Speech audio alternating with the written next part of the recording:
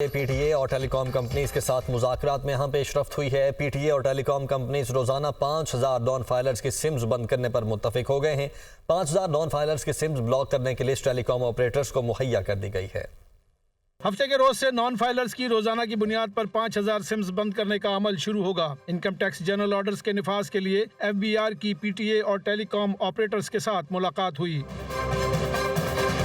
ملاقاتوں کا مقصد ٹیکس سال 2023 کے نان فائلرز کی موبائل سمز بلاک کرنا یقینی بنانا ہے۔ ٹیلی کام آپریٹرز نے مینول طریقے سے سمز بلاک کرنے سے اتفاق کیا ہے۔ ایف بی آر کے مطابق 5000 نان فائلرز کی سمز بلاک کرنے کی لسٹ ٹیلی کام آپریٹرز کو مہیا کر دی گئی۔ ٹیلی کام آپریٹرز نے نان فائلرز کو سمز بلاک کرنے کے پیغامات بھیجنا شروع کر دیے۔ کابینہ کمیٹی برائے نجکاری نے نجکاری پروگرام کے لیے 24 اداروں کی منظوری دے دی ہے۔ خسارے میں چلنے والے اداروں کی نجکاری کی منظوری دی جائے گی۔ او جی ڈی سی ایل کے شیئرز کی وزارت توانائی کو منتقل کرنے کی تجویز بھی زیر غور ہے۔ نائب وزیر اعظم اور وزیر خارجہ محمد اسحاق ڈار کی زیر صدارت کابینہ کمیٹی برائے نجکاری کا اجلاس۔ سی سی او پی کی نجکاری پروگرام کے لیے 24 اداروں کی منظوری۔ منافع کمانے والے اداروں کی نجکاری پر غور کرنے کی بھی ذرائع کے مطابق نجکاری فہرست میں P I A C L, first women bank limited, H B F C, زرعی ترقیاتی bank, utility stores corporation, PEPCO, GENCO 1، 2، 3 اور 4 شامل ہیں۔ بجلی کی تقسیم کار کمپنیاں لیسکو، پیسکو، آئسکو، میپکو، ہیسکو، پیسکو اور سیپکو بھی فہرست میں شامل ہیں۔ State life insurance, Sindh engineering limited, Pakistan reinsurance corporation بھی نجکاری فہرست میں شامل ہیں۔ حکومتی ملکیتی اداروں نجکاری پالیسی کے رہنما خطوط پر غور کرنے کے بعد سی سی او پی نے ایس او ای ایکٹ اور پالیسی کی روشنی میں 84 ایس او ایز پر تفصیل سے غور کیا۔ 40 حکومتی ملکیتی اداروں کی اہمیت کے لحاظ سے درجہ بندی کی گئی۔ سی سی او پی نے او جی ڈی سی ایل کے 32 کروڑ 24 لاکھ سے زائد شیئرز کی نجکاری کمیشن کے سی ڈی سی کے اکاؤنٹ سے وزارت توانائی کو منتقل کرنے کی تجویز پر بھی غور کیا۔ معاملے کو قانون و انصاف ڈویژن کو اس ہدایت کے ساتھ مؤخر کر دیا گیا۔ آئی ایم ایف نے پاکستان میں بڑے پیمانے پر اصلاحات کو ناگزیر قرار دے دیا۔ تازہ ترین رپورٹ میں کہا گیا ہے کہ امیر طبقے کو کم آمدن والے افراد کا سہارا بننا ہوگا۔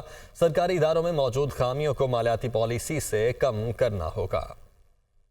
پاکستان کو استحکام کے مرحلے سے آگے بڑھ کر طاقتور معیشت کی جانب جانا ہوگا۔ پالیسی ریفارمز اور مالیاتی اہداف پر سختی سے عمل درآمد ضروری۔ امیر طبقے کو ملک کے کم آمدنی والے طبقے کا سہارا بننا ہوگا۔ آئی ایم ایف کی پاکستان کے حوالے سے تازہ رپورٹ جاری۔ آئی ایم ایف کے مطابق جون تک مہنگائی کو 20% تک نیچے لانا ہوگا۔ معیشت میں بہتری کے لیے ایکسچینج ریٹ کو استحکام دینا اور پائیدار گروتھ حاصل کرنا ہوگی۔ معاشی نظام میں موجود کمزوریوں کو دور کر کے معیشت کو بہتر بنایا جا سکتا ہے۔ آئی ایم ایف کے مطابق رواں مالی سال جی ڈی پی کی شرح 2% اور اگلے مالی سال 3.5% متوقع ہے۔ رپورٹ کے مطابق رواں مالی سال بے روزگاری کی شرح 8%، اگلے مالی سال میں 7.5% رہنے کی توقع ہے۔ رواں مالی سال مہنگائی کی شرح 24.8% اور اگلے مالی سال 12.5% تک ہونے کا امکان ہے۔ رواں مالی سال برآمدات 31 ارب 20 کروڑ ڈالر، جبکہ اگلے سال میں برآمدات 34 ارب 41 کروڑ ڈالر سے زیادہ ہونے کا امکان بظاہر کیا گیا ہے۔ رواں مالی سال درآمدات 54 ارب 96 کروڑ ڈالر، جبکہ اگلے سال درآمدات 60 ارب ڈالر سے زیادہ ہونے کی پیش گوئی کی گئی ہے۔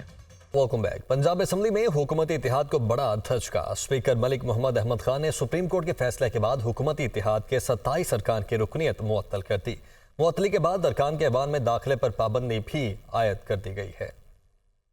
اسپیکر پنجاب اسمبلی ملک محمد احمد خان نے 27 حکومتی اتحاد کی خواتین اور اقلیتی ارکان کی رکنیت سپریم کورٹ کے فیصلے کے بعد معطل کر دی۔ اسپیکر نے اپوزیشن رکن رانا آفتاب احمد خان کے پوائنٹ آف آرڈر پر ارکان کو معطل کرنے کی رولنگ دی۔ آپ کے جو مسائل کا حل ہے وہ جو بھی احمد صاحب کہہ رہے ہیں درست کہہ رہے ہیں۔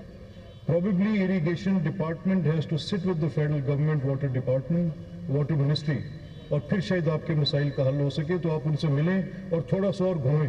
معطل ہونے والی 22 خواتین اور ایک اقلیتی رکن مسلم نون کا ہے۔ پیپلز پارٹی، کاف لیگ اور آئی پی پی کے ایک رکن کو معطل کیا گیا۔ مقصودہ بی بی، روبینہ نذیر، سلمہ زاہد، کمل نعمان معطل ہونے والوں میں شامل۔ زیبا غفور، سیدہ سمرین تاج، شہر بانو، آمنہ پروین اور سیدہ سمیرہ احمد بھی معطل۔ اقلیتی ارکان اسمبلی طارق مسیح گل، وسیم انجم، بسروچی بھی معطل ہونے والوں میں شامل ہیں۔ واضح رہے کہ پنجاب اسمبلی مسلمون کے ارکان کی تعداد 226 ہے، جبکہ اس کے 23 ممبران معطل ہوئے ہیں۔ اس طرح 203 ارکان رہ گئے۔ پیپلز پارٹی کے 16 ارکان تھے، 2 ارکان کم ہونے کے بعد 14 رہ گئے۔ آئی پی پی کے ارکان کی کل تعداد 7 تھی، ایک رکن کم ہوا تو باقی 6 رہ گئے۔ دوسری طرف پاکستان مسلم لیگ کاف کی پنجاب اسمبلی میں ارکان کی تعداد 11، ایک رکن معطل ہو گیا، 10 رکن رہ گئے، جبکہ سنی اتحاد کونسل کے 103 ممبران ہیں اور اگر 27 نشستیں انہیں ملیں تو ان کے ارکان کی تعداد 130 ہو جائے گی۔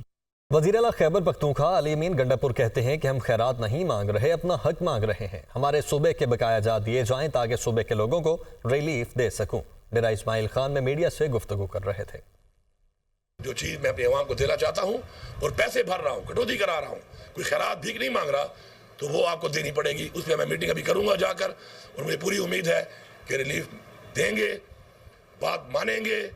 पैसा तो मैंने देना है, पैसा तो मैंने कटवाना है अपना, और अगर नहीं देंगे फिर मेरी पूरी सूबे की आवाम जो है उनको मैं वादे करना चाहता हूँ कि बिजली और गैस ये दो महकमे हैं।